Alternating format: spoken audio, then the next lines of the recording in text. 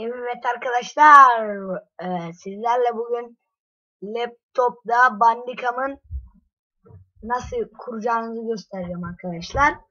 Şimdi Bandicam'ı indiriyoruz arkadaşlar. Şu anda internet elektrikler kesildi arkadaşlar. Ben laptopum olduğu için masaüstü de var da masaüstü elektriklerden dolayı şey oldu. Şu internet olmadığı için onu da çekmiyorum arkadaşlar. Çekemiyorum çünkü onda Bandicam indirmemiştim ben. Onu da çekmiyordum videoları. İnternet videolarını bunu da çekiyordum arkadaşlar.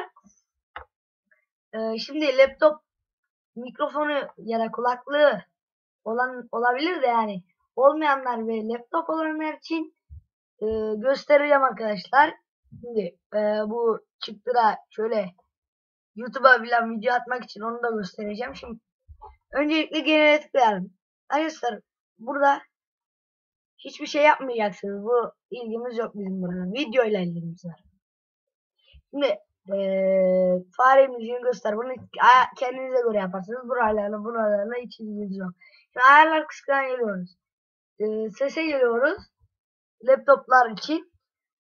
Arkadaşlar şu hoparlör bendeki şeyler bunlar. Sizde de böyleyse. Şu hoparlörle Wasapi seslerinizi laptopta Bandicam'a götürmüyor arkadaşlar. Yani bunun ikisini şey yapmayın. Mikrofonu alın şurayı.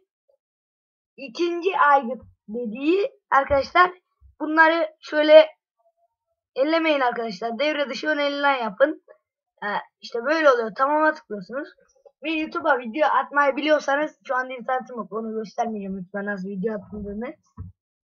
Yani YouTube kanalınız varsa ki çoğunluğunun vardır tabi. Benim olduğu gibi. Şimdi Bandicam'dan çekip de nasıl olacağız?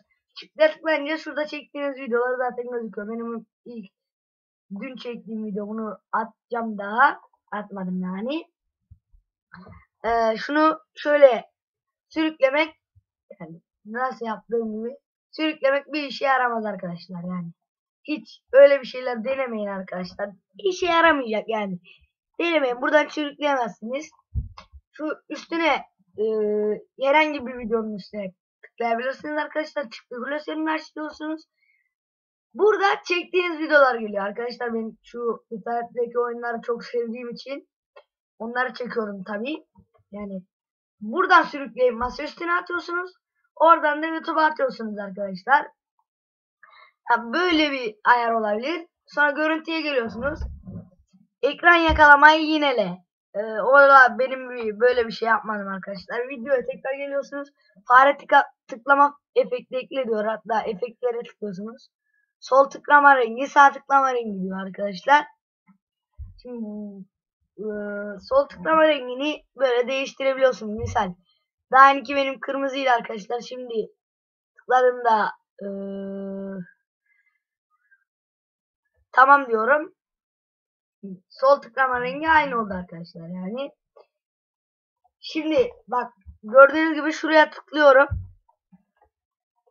Orada mavi bir ışık yanıyor işte. Öyle ayarlayabilirsiniz arkadaşlar. Ben kırmızıya ayarlıyorum. İyi günler, iyi oyunlar. Abone olmayı unutmayınız.